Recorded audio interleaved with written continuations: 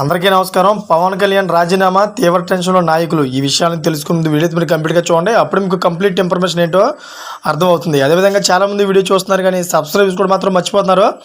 దయచేసి సబ్స్క్రైబ్ చేసుకోండి. సబ్స్క్రైబ్ చేసుకోవడం వల్ల నేను చేసే ప్రతి ఒక్క అప్డేట్ మీరు ముందుగానే పొందగలుగుతారు. అదేవిధంగా చాలామంది లైక్ చేయడం మర్చిపోతున్నారు. దయచేసి లైక్ చేయండి. లైక్ చేయడం వల్ల ఈ ఇన్ఫర్మేషన్ మనం చాలామందికి రీచ్ చేసే వాళ్ళు అవుతాం. ఇంక లేట్ చేయకుండా వీడియోకి వెళ్ళిపోతాం. ఫ్రెండ్స్, ఏపీలో వైసీపీ ప్రభుత్వ హయాంలో జరిగిందని చెబుతున్న తిరుమల లడ్డూ కల్తీ ఇప్పుడు రాజకీయాల్లో ప్రకంపనలు రేపుతోంది. అయితే ఈ వివాదంపై ఇప్పటికే పలువురు రాజకీయ నేతలు పార్టీలకు అతీతంగా స్పందిస్తున్నారు.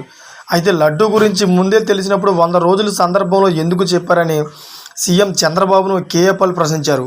అదేవిధంగా పవన్ ఎవరో ఇచ్చిన స్క్రిప్ట్ చదువుతున్నాడని, అసలు సనాతన ధర్మం గురించి పవన్కి ఏం తెలుసని పాల్ అడిగారు. హిందూ ముస్లిం క్రిస్టియన్ మధ్య గొడవలు ఎందుకు పెడతావని పవన్ను ఆయన ప్రశ్నించారు. పవన్ 15 నిమిషాల ప్రెస్ మీట్ విని అలసిపోయానన్నారు.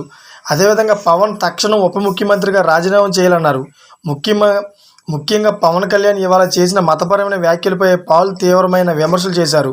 ఆయన రాజీనామాకు డిమాండ్ చేశారు. చూసారు ఫ్రెండ్స్, ఇటువంటి లేటెస్ట్ అప్డేట్స్ కోసం నా ఛానల్ సబ్స్క్రైబ్ చేసుకోండి, గంటపల్లి నాలో పెట్టుకోండి.